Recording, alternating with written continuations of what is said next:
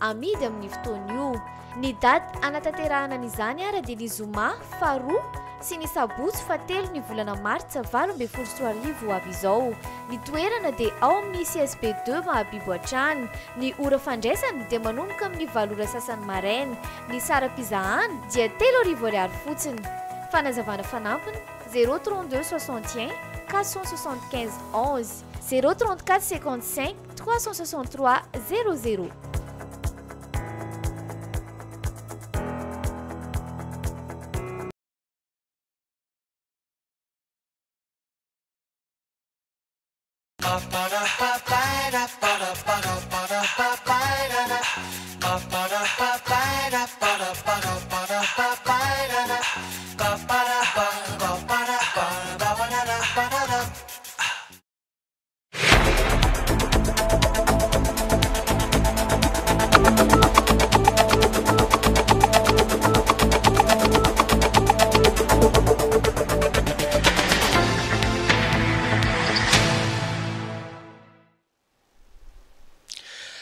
Alatsinainy fahenina amby 20 ny volana febroary 2024. Salama tokola mbola tsara tokoa avy toan'ny fampalalam-baovao voalohany eto amin'ny fahitalavitra radio telenakazy orano mivantana any amin'ny onjapeo FM 94 ny antsiponim-baovao hatramin'ny farany. Asaiko anao anaraka ny antsiponim-baovao hatramin'ny farany ary amin'ity atoandro ny alatsinainy ity mialohan'izay nefa horantsika ny lohatenim-baovao.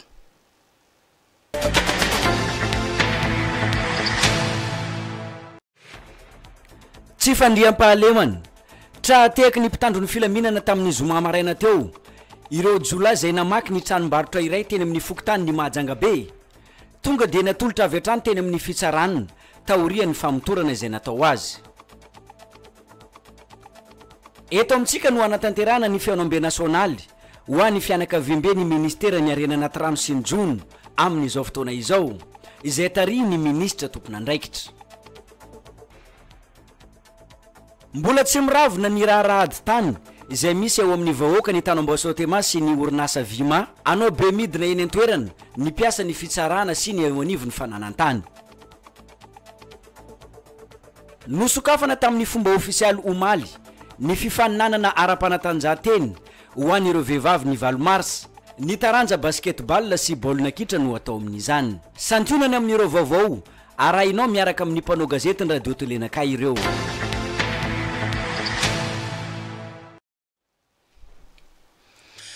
Zava dia santarantsika ny antsiponim-baovao tokolasy toboko vavy na itambokany ary nodiventiny ny rano nantsakaina ho an'ny mpitandro ny filaminana eo anivon'ny polisy pirenena eto Mahajanga renivohitra mitsiketsika avokoa ny mpitandro ny filaminana miaro ny vahoaka sy ny fananana satria dia zava-dehibe tokoa ny fampandriana ny fahalema ny mponina misy ny orinasa anankiray tranombarotra lehibe nisy namaky ny teto atamtanana Mahajanga ary nisy fitaovana lasa tamin'izany saingy tonga ara-potoana ny mpitandro ny filaminana vokany dia voasambotra natolotra ho an'ny fampanoavana ny olon-dratsy sitraka raharanjatovy. Nahiditra ponja vonjomaiky ny 3 lahy tamin'ireo efada fantatra fa tomponantoka tamin'ny famoahana tsokosoko etam-barotra tao amina toeram-pivarotana kojakoja fanamboarana trano eto ataptanana ny Mahajanga. Ny asabotsy teo izy ireo natolotra ny fitsarany raha toa kosa ka nahazo fahafahana vonjomaiky aniray tamin'izy ireo. Mitantara ny zava-misy tamin'izany ny commissaire central Tabalif Fabio. Tamin'ny alavia ny fomaraina ny alakamisy teo misy olona ray nampiahiahy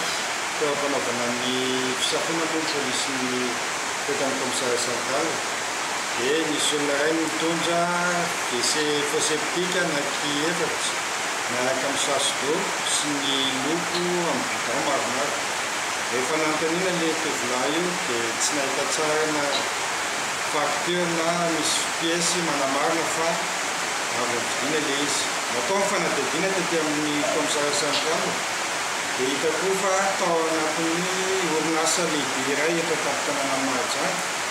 misy fahaverezana entana. Dia natao ny fanadihadiana dia misy ray tsikombakomba miaraka taminy namoaka ny entana io. Tsy izy moa izay fa ilay mpiambina atao ihany no namoaka ny entana tamin'izay fotoana izay. Natao fanadihadiana dia hita ihany koa ny olona no manjainy io entana halatsa io.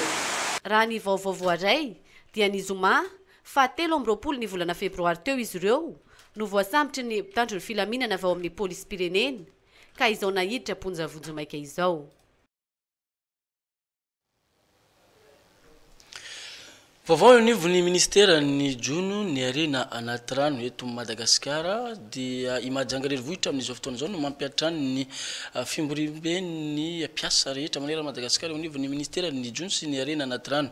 satria dia ny voalohany volana martsa ho avy zao amin'ny dimora maraina tokoa no isokatra amin'ny fomba ofisialy eto Mahajanga ny jono makamba eto Madagasikara noho izany dia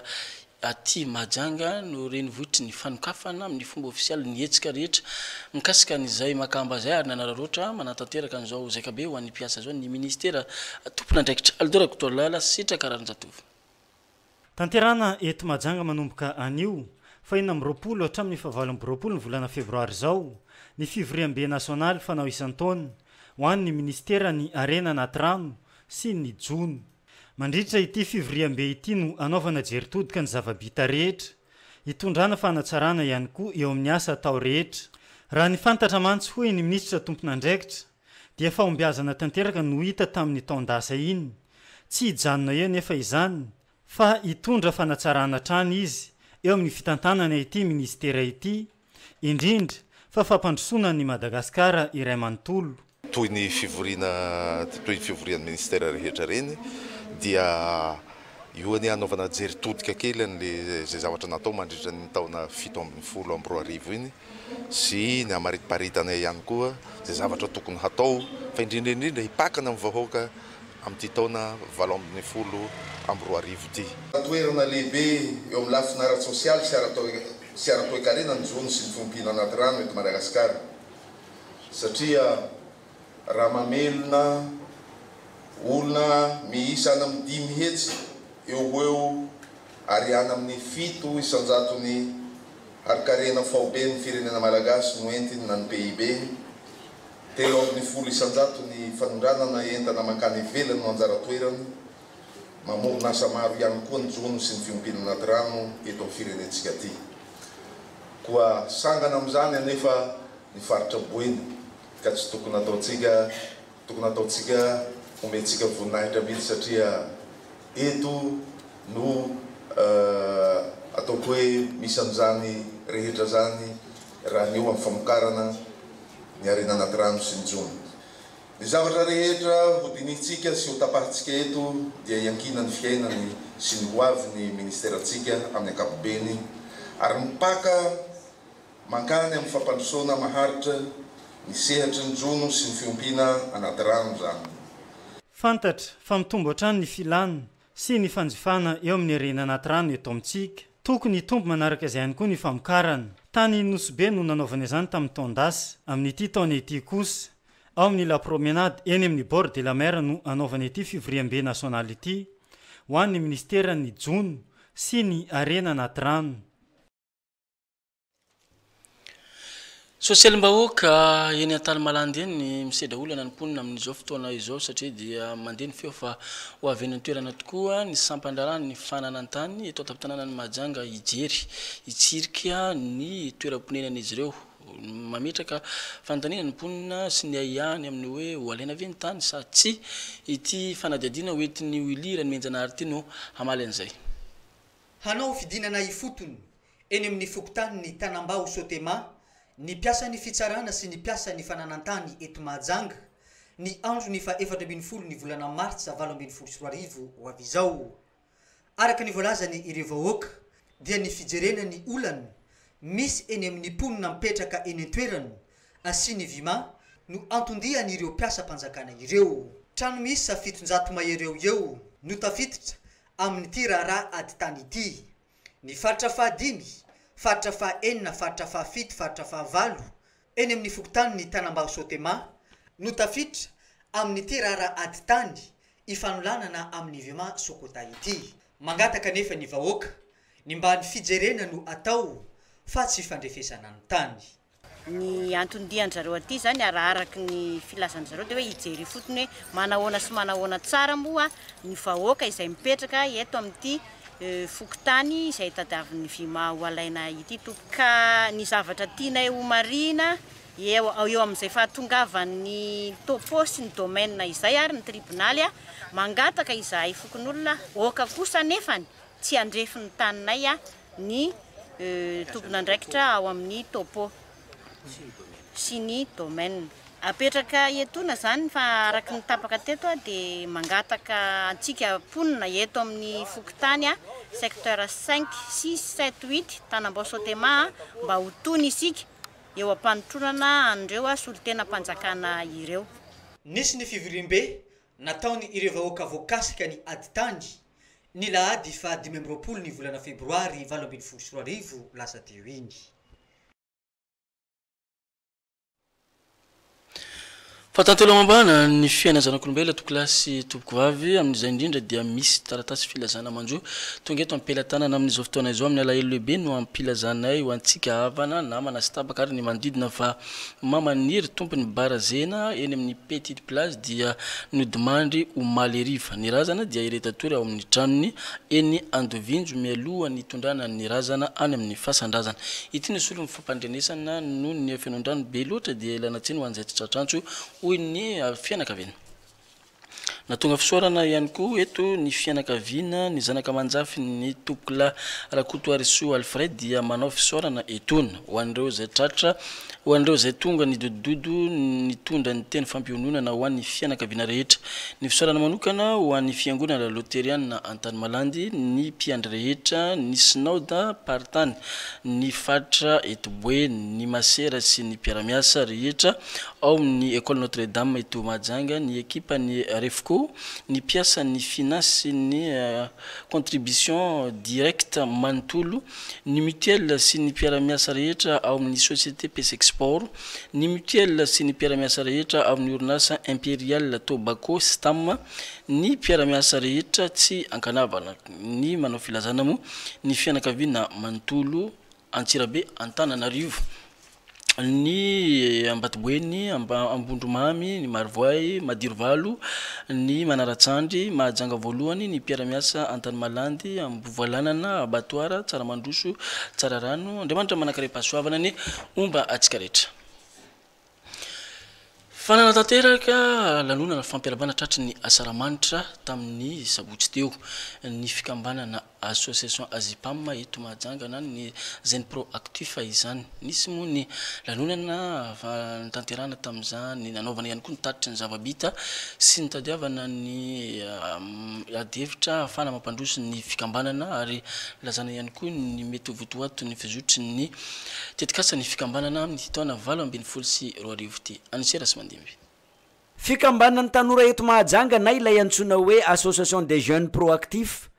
efa roa taona sahady zay no nijorony teto amin'ny ity tanànany Mahajanga ity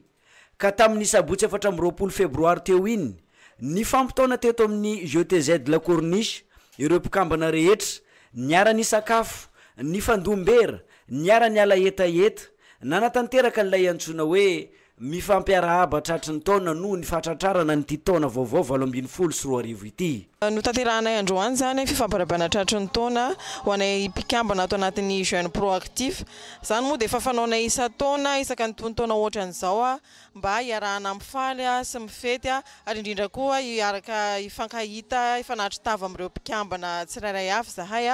ifanolotra soa sy ifampirary soa mba hanatanterahana soamantsara ity taona vaovao ity mba hitondra soa sy fahombiazana tahaka indreo fanaon'ireo mpikambana rehetrarehetra sy association rehetrarehetra ihany koa ny antony hanatanteranay an'ity androany ity ny fikambanana jeune proactif dia fikambanana mitaiza sy manabe ny tanora hita ao anatin'izy io avokoa ny tanora lasy vavy avy any anatin'ny fokotany 20 izay misy eto Mahajanga manao hetsika ara-sosialy ry zareo ny mpikambana ny jeune proactif amin'izao fotoana zao dia efa miisa 20 sy 200 eo dia ampiasantsika mihitsy matermantsika ny tanora dia ny tanora ny antoky ny fampandrosoana dia ampiasantsika tsika tsy amby amin'ilay hoe fitondram-panjakana ohatran'izao na karakarakan'izao fa atsika mihitsy mitsangana ny tanora hoe andaotsika hitsangana ampandrosan'ity tanànatsika eto Mahajanga ity izay le hoe antony ijorony ty jeune proactif ty tanora manana ny maizy azy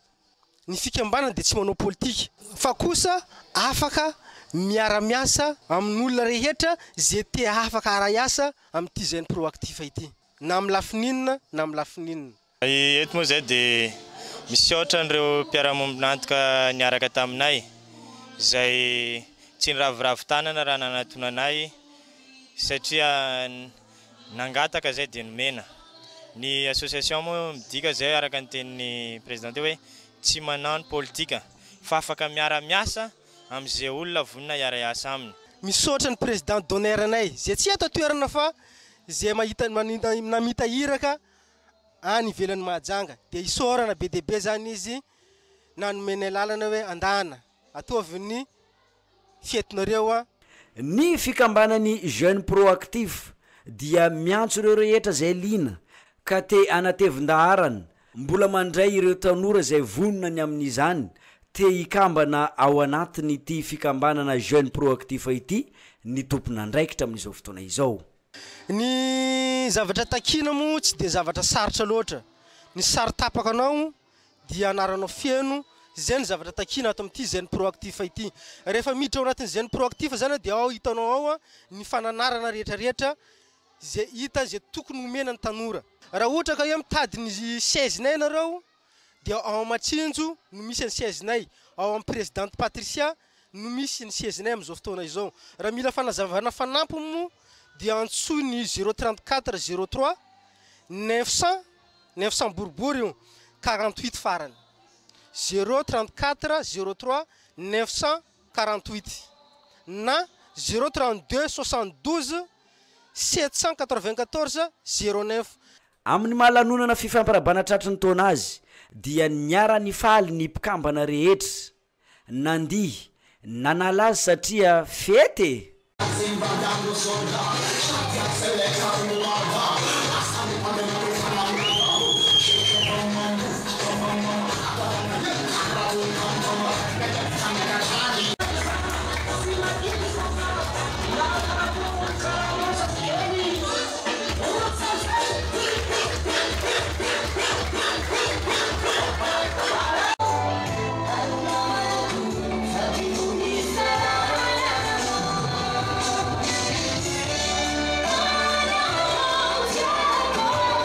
Fety be ity natao ity tsy nisy te ala fa dia ambiance assuré teto nalaina ny saraka ny mpikambana rehetra ny masoandro nodiny nampalahelo ny fikambanany jeune proactif eto Mahajanga mitohy ny dia ho an'ny reto tanora ireto betsaka ireo zavatra mbola ho tanteraina amin'ny ity taona 2024 ity.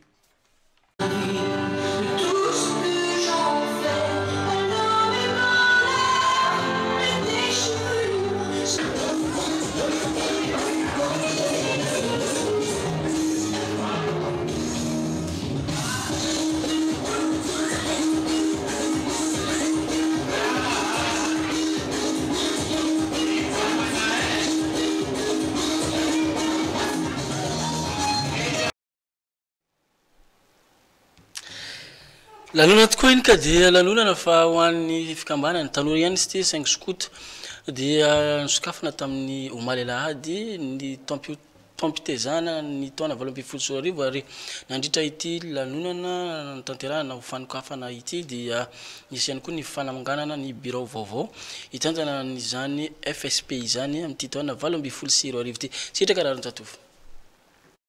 Fitoam-pivavahana lehibe no nanakafa ny FSP anany firaisan'ny scotisparitra Boeny ny fanokafan'izy ireo tamin'ny fomba ofisialy ny taom-pitezana amin'ny ity taona 2024 ity no sady fanomanana sahady ny fankalazana ny fahadimam-polo taona nijoroan'izy ireo. Tamin'ny fotoana io ihany koa no navoazana ny mpitantana ity FSP ity eto Boeny. Misaotra n'Andriamanitra lehibe sika fa tontosany io any fametrahana ny birao vaovao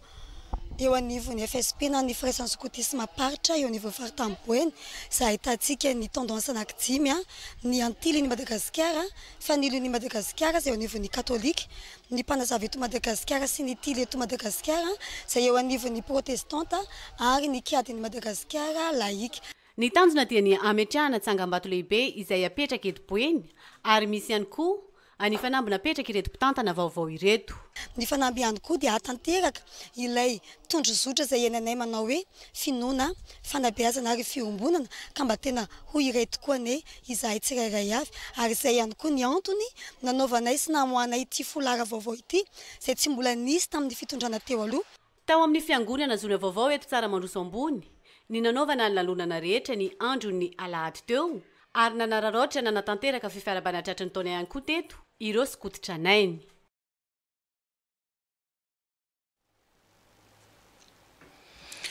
Fampianarana ambony izy ity saingy tsy nijanona teo amin'izay setry ny fanabeazana ny mpianatra ao aminy ihany ity sekoly ambony mpampiofana mpianatra mpampivelona ity fa dia nijery ihany koa ny maholona ireto mpianatra ireto mazava azy fa nitary ny mpitantana eo anivon'izany sekoly zany ireto mpianatra ireto nanatanteraka ny asa sosialy mbahoaka teny amin'ny fonjany Marofoto ary ny fampitaona ny mpianatra sy ny tompon'andraikitra avy amin'ny sekoly ambony INSPAM eto Mahajanga Anisera sy Mandibo no niaradi tamin'izy ireo. Ny INSPAM Mahajanga sekoly fampianarana ambaratonga ambony mampiofana ho mpitsabo mpanampy sy mpampivelona dia tonga nanampy ireo voafonja tato amin'ny fonjany Marofoto tamin'ny sabotsy 24 febroary teo ka nitondra vary sy lamba fitafy, savony sy vovon-tsavony ary sira sy makaroni teto amin'ity toerana ity ry zareo. Tsy nijanona fotsiny amin'ny hoe fianarana an-dakilasy mitazona penina sy taratasy ary mianatra ny momba ny fahasalamam-bahoaka ihany ireo mpianatra ireo fa mivelatra amin'ny resaka sosialim-bahoaka ihany koa. Dia misy fandraisan-jaran'ny ankizy koa zany ato ohatran reto vary reto zao sy reto lamba reto dia tena avy any amin'ny ankizy tanteraka lamba koditra andreo mihitsy nitsoana nangonina dia natonga reto lamba rogony reto vary reto avy any amin'zareo mihitsy samby nitondra vary tsy haiko pokapoka moa avy any dia izay natonga reto zavatra reto zany tena vokatry ny fony ankizy mihitsy zany sarina dinzo sady zany ny ankizy mba ho volavolaina ho tonga olombanona zany mahalala mizara manomera misy kely eny an-tanana zany le tsy misy moa manana ampy fa tsara zay mifanampy zany zay ny tena izy aminazy ka zarina mifanampy sady zareo am'izao hoe ndaotsika monjy zay ramatsika le tsy manakatao voafonja. Ny mpianatra ny INSPAM Mahajanga sy ireo mpampianatra mpanabe azy ireo tsy nijanona fotsiny teto ivelany fa niditra tao anatin'ny fonja mihitsy nanatitra ny ireto fanomezana ireto. Nandray azy ireo ny mpiasan'ny fandrarana ny fonja izay notariny lehibe ny fonja ny Mahajanga. Zavatra masitraka reo zany dia miheny anampin'ny sahirana rehefa fonja zay tian'ny fonja mahafinaritra tokoa le fihetsikatserana satria na dia atao hoe aty anaty fonja ary izy dia tsy adinonareo fa raisinareo toy ny raharaha ianavavy namana sy tapaka ihany ka dia makasitraka anareo ka manaka rehefahasoavana nampianareo hatramin'ny hatrany satria sakafo tokoa ireo. Ireto mpianatra avy amin'ny INSPAM ireto nandeha nitsidika ireo voafonja tato amin'ny maison centrale nojerena manokana tamin'izany ny fiampianan'ireo vehivavy voafonja sy ireo ankizy tsy ampy-taona mamita sazy eto amin'ity toerana ity no sady efa nanolotra n'ireo fanomezana ireo ry zareo. Satria dia fantatsay fa tsy very tokoa zay fa mananjo ihany ifamangy aminareo ary raisinay an-tanandro ny fitiavana zay naseho anareo anay ary matokisinareo fa raha hivoaka amin'ny toerana toy zay dia tsy ho adala intsony angamba fa ny fanindrinay dia mba ho tonga olom-baovao tokoa satria na dia aty ary zay mahatsiaro anay foana ka inareo any ivelany any misy anadanay any misy rahavavinay any misy raha aman-dreninay any ka ny angatanay aminareo koa dia mba ho afaka somy tsara amin'ny fikasana zay angatahanareo sy anaranareo rehetra zany. Ny sekoly fampianarana ambaratonga ambony INSPAM Mahajanga mampiofana mpitsabo mpanampy sy mpampivelona efa mpanao asa soa amin'ireo olona sahirana sy marefo isan-taona fa tsy voasambana akory ity teto amin'ny Marofoto ity. Zany hoe fomba efa fataon'ny INSPAM ihany manao asa soa zany ohatr'izao isaky ny tonga ny taom-baovao zany dia manao zay manao fanomezana any amin'ny orphelinat any amin'ny Beantitra reny ireo olona sahirana sy farofy tsy manakatao reny dia mba tonga tena matsapa hoe misy adidy kely mba hoe asa fanasoavana zany tena marina. Moko moa zany amin'ity taona ity zany akalaza ny fahadimy taona ny sekoly INSPAM dia ho fanokafana zay fahadimy taona ny jiro ny sekoly INSPAM teto Mahajanga zay dia mba manao marika kely zay mitondra an'ireto anina reto ho fanomezana an'ireto voafonja atao amin'ny maison centrale Marofoto zay ngamba ny ny atongavana eto androany dia misokatra zany ny 5e anniversaire ny spam amin'ity taona ity fa ny famarana anazy moa mbola misy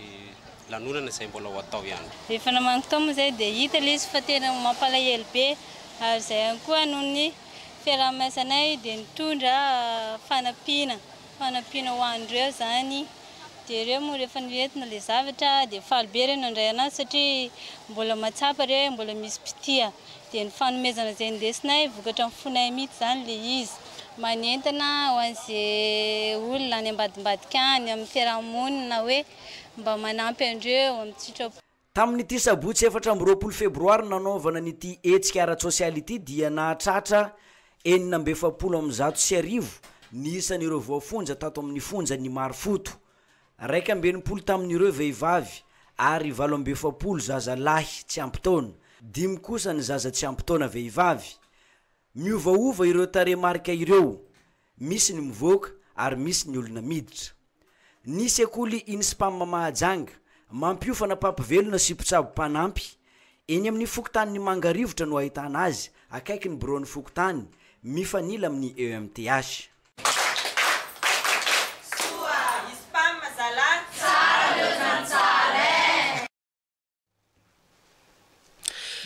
Zay moa teny filamina dia tsara noho ny tsara ny Inspam eto Mahajanga maromaro tahaka azy ireo tsika satria dia mila fanohanana tokoa ireo olona marefo indrindra fa ny voafonja eto an-tanàna ny Mahajanga fa ny alahelo lehibe no ampilazana antsika rehetra avana sy tapaka ary ny namana sy ny manodidina fa Imama Niry tompony barazena ny amin'ny petite place dia nodimandry omaly ariva ny razana dia erizatory ao amin'ny trano fonena eny Andovindro mialoha hitondrana ny razana any amin'ny fasan-drazana ity no solo mifampandrenesana antsika rehetra zay tsy tratrantsony ny afenondrano be loatra hoy ny fianakaviana.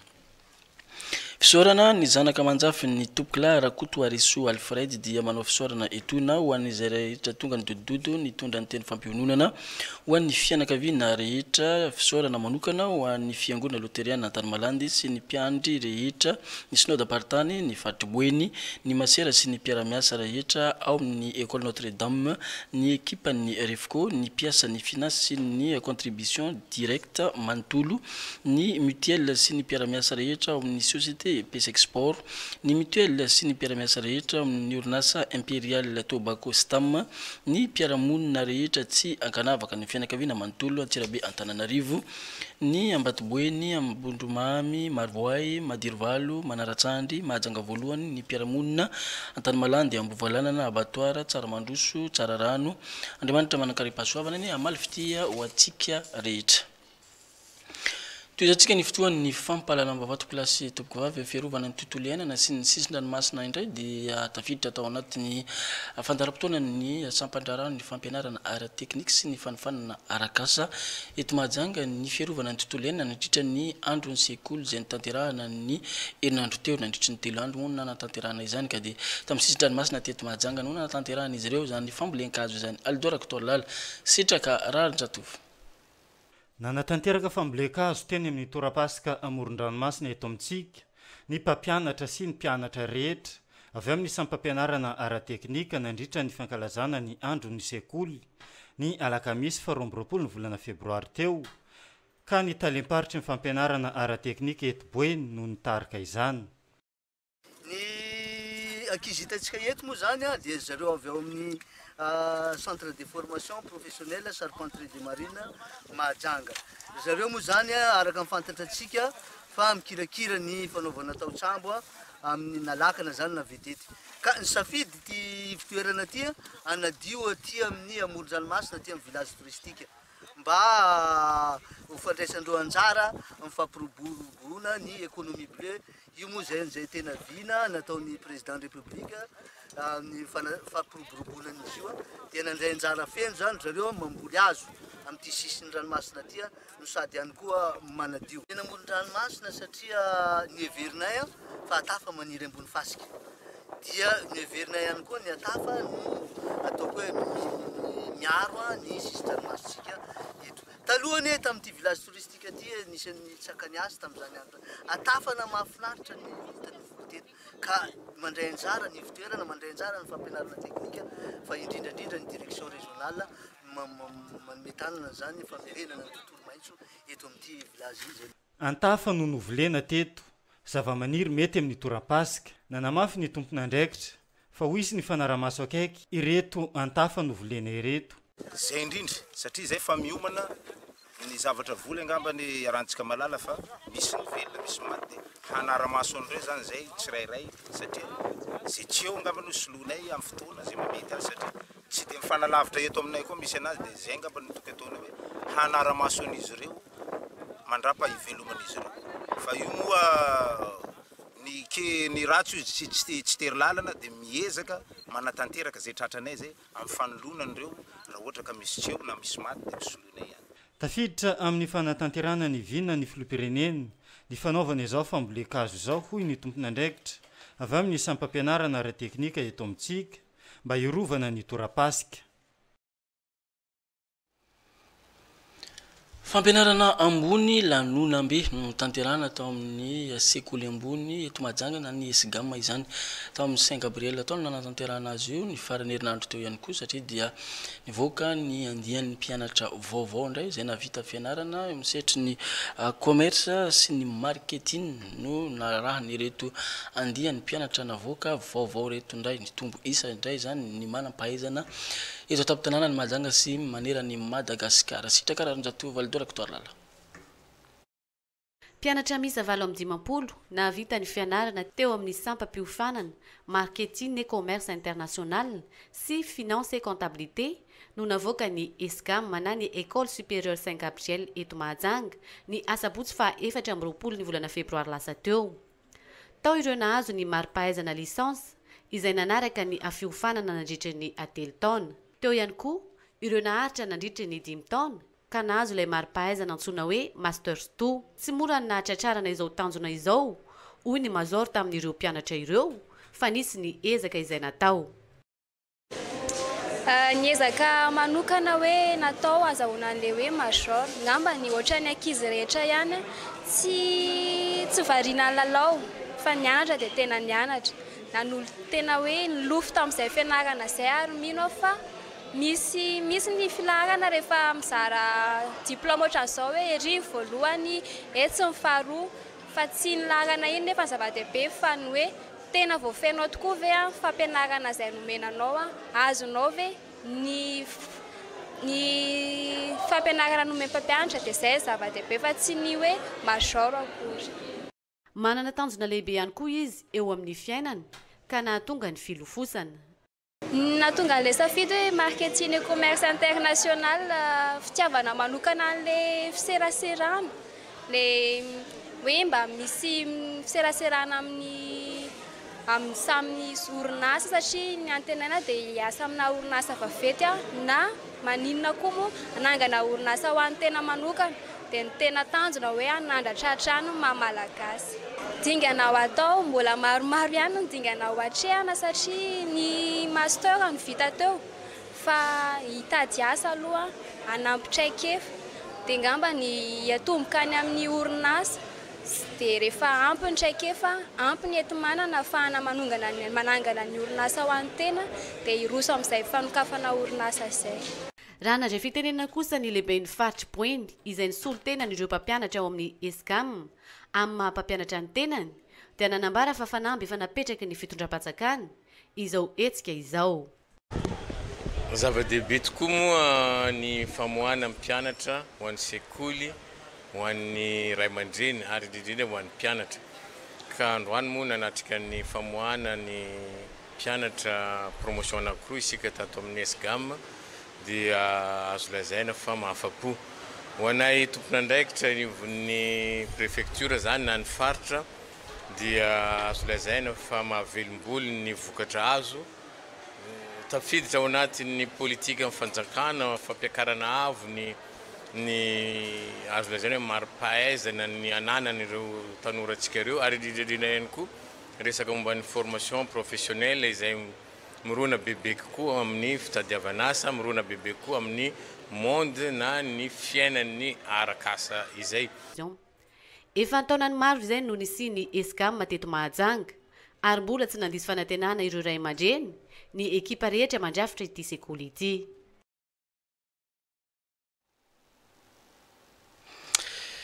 Femsetry ny fanatanjahantena tokolasy Tokoavy isan'ny ekipa tompon-daka ny Madagasikara tamin'ny taona 17 raha ny fanatanjahantena no resahana ny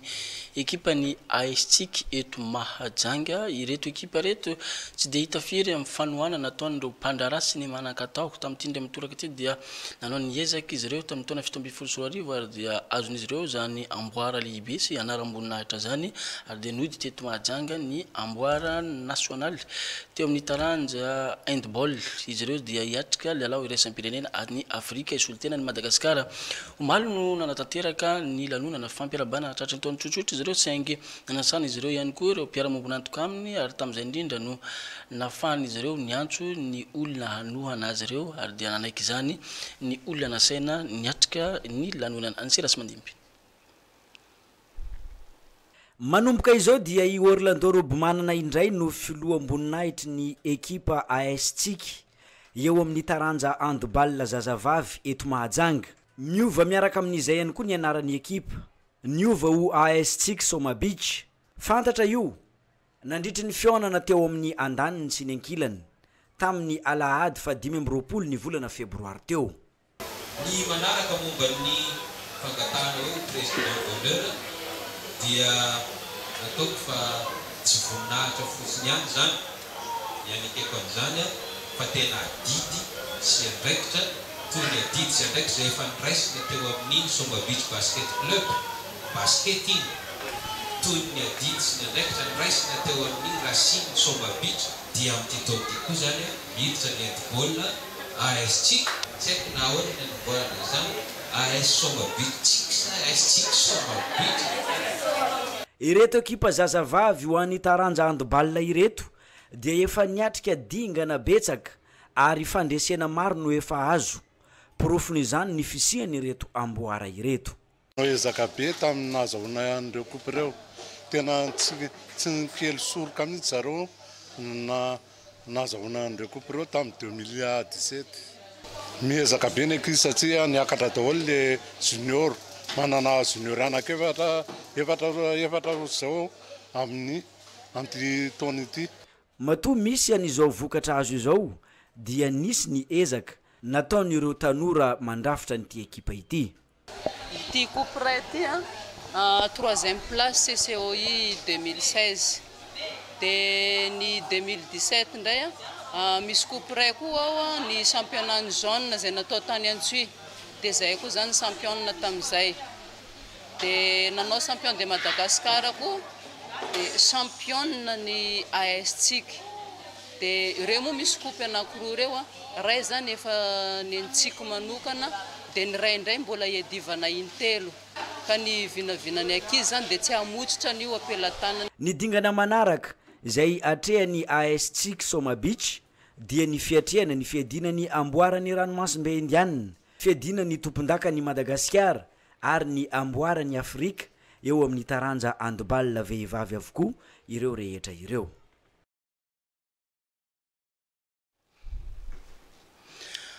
Manisandrotsika dia higadona ny daty ny 20 mars 2020 andro mbehivavy maneran-tany izy io ho an'ny fikambana mbehivavy mivondrona ao anatin'ny KB8 eto Mahajanga renivohitra dia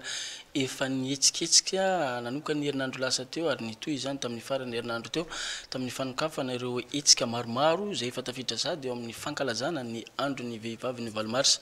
izay ho tanterahana eto amintsika moa samy mankalaza izany fa ao an-drenivohitra Madagasikara kosa no fankalazana ofisialy Welira ny Menjanahary Aldora Lala sitra Kararonjatovo teny amin'ny gymnase.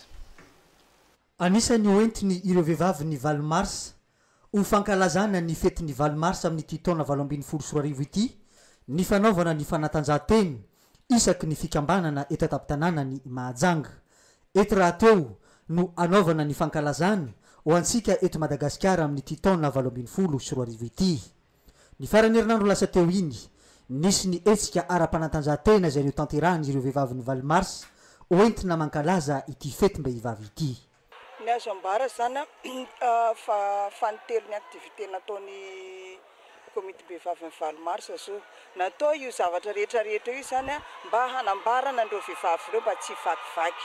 ary mba hampifankatia andreo vehivavy ireo de asia mba fialam-boly koa zany satria le vehivavy reraka le miasa foana de natao reo rehetrarehetra reo zany mba fialambon'le vehivavy aorianany dia valomarsa angamba no atrehana amin'izay satria misy le hoe mamakany Antananarivo sasany dia mirosa amin'ny valomarsa indray aorianany valomarsa indray zay mbola hiaraka amin'ireo vehivavy rehetrarehetra eto Mahajanga zany misy nofokena amin'ny tapevanana koa amin'io sady fisaorana an'ireo vehivavy ireo nanao ny aintso zavatra nanao amin'izay rehetra nitadiavana ny zareo dia tonga foana reo dia misy nofokena amin'ny tapevanana aorianany valomarsa ary ho fampandraisana anjara ny vehivavy eo amin'ny tontolo ny fanatanjahanteny no antony izao etsika izao somary matoritory ny vehivavy raha setry ny fanatanjahanteny raha ho atsika eto Madagasikara ny famoazana izany no anisan'ny tanjona ho an'ny rehetra.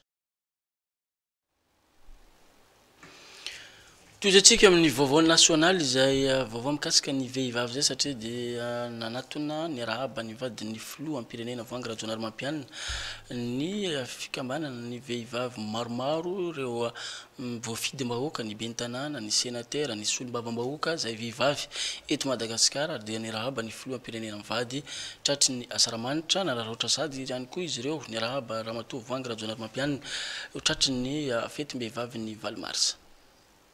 Vonina anatanteraka ny vinany fisandratrana 340 ireo vehivavy voafidy eto Madagasikara naseno izy ireo zany nisy sabotsy lasa teo iny antamosinao zahay atolovainay anao tsy hipetraka amin'ny tany fa nolovainay tsy maintsy mandresy atsika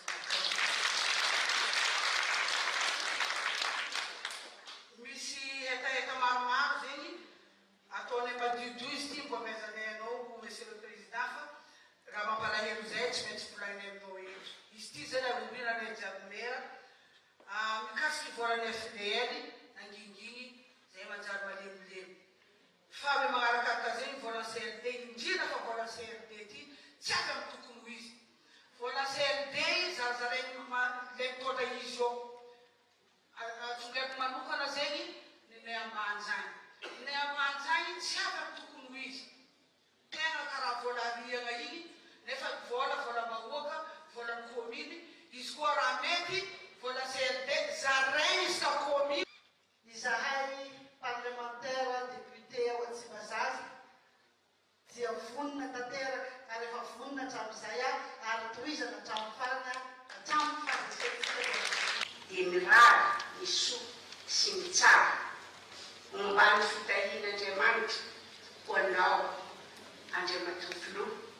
sy ny ankohonanareo nambarany filoha fa tsy manadino ny vehivavy izy ao anatin'ny fisandratana 340 fositry ny fampandrosoana raha teo mantsy ho izy ny vehivavy ary dia tsy maintsy apetraka amin'ny toerana izy ireo amin'izany sehatra izany misy tanjona zay napetraka eo amin'ny sehatra isam-pirenena manao hoe tena tokony ampitoviana ny tany fandraisana anjara ny lehilahy sy ny vehivavy teo zao raha mijery isika dia 500 ny fandraisana ny vehivavy anjara nefa nydinihana izay le hoe nitao ampitoviana le izy dia betsaka na ny vehivavy any azo tamindray-devitra nanao hoe andraso aloha fa io tsy azo tereko masaka tahaka ny volom-bojazy izy io ny antony dia zao any fiarahamonina any mihitsy any misotoavitsika sasasasany any mihitsy mbola mahisy mametraka fefy amin'izay andraisan'ny vehivavy anjara eo amin'izay sehatra ara-politika izay zany efa dia milaza amintsika fa efa misy fivoarana izy io filohampirenena dia anosika mihitsy ny andraisan'ny vehivavy anjara anosika anareo ny andraisan'ny vehivavy anjara eo amin'izay sehatra teto dia ny arahaba sahady ny vehivavy malagasy rehetra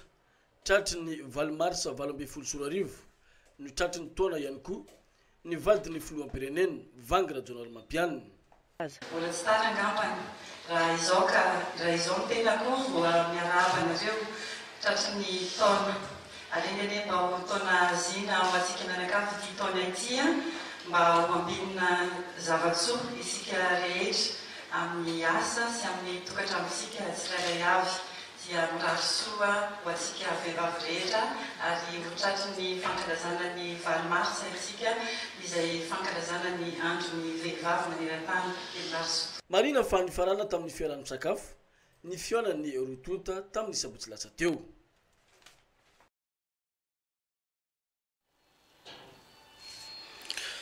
Filazana manjo amin'ny alay lehibe no ampandrenesana ho antsika namana havana sy tapaka rehetra fa indrindra ny manodidina fa mamany niry tompony barazena eny amin'ny petite place dia nodimandry omaly ariva ny razana dia ireto atory ao an-tranony eny Andovinjo ary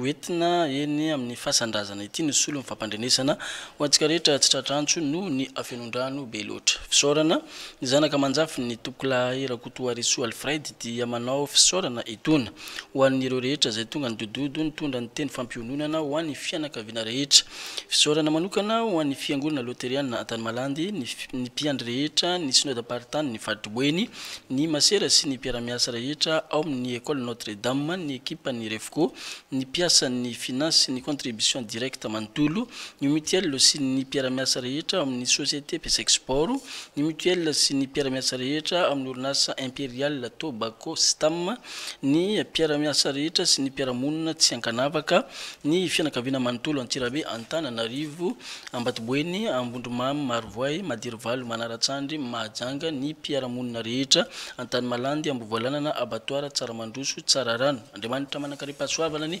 no amaly fitia amintsika rehetra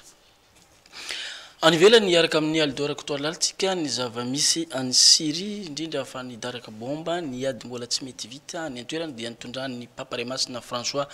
vavaka izany omaly ary dia nitaona ny mponina ny Syrie izy mba ampitsahatra ny ady lehibe misy any antoerana ity mba ahafahana mamaty sakafo sy ny filanimponina any antoerana hoy ny Paparemasina sy ihany koa mba ahafahana mitondra ireo olona maratra ho tsaboina any amin'ny hôpitaly Aldora Kotoalala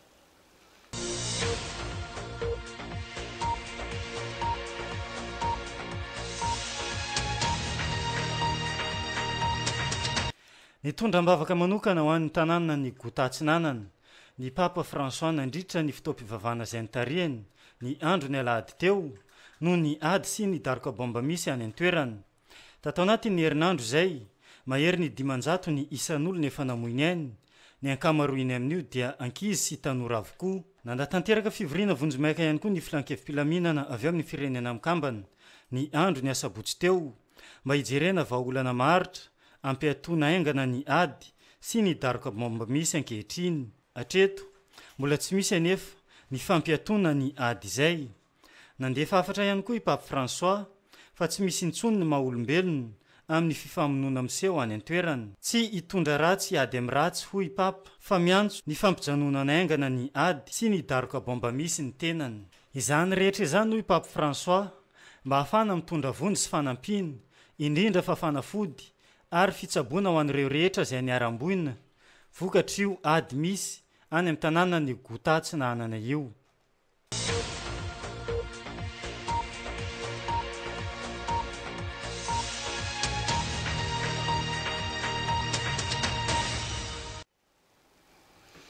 dia tapitra topilasy tompoko vavy ny fotoan'ny fampahalalam-baovao mankasitraka anao tany tokantrano taona anaraka zanatra amin'ny farany misaotra ihany koa ireo namako mpiaramiasa rehetra ny arany salata amin'ny fampitana ny tsipirao-baovao tany tokantrano tany mametraka ny mandrapitafa ho amin'ny manaraka indray veloma tompoko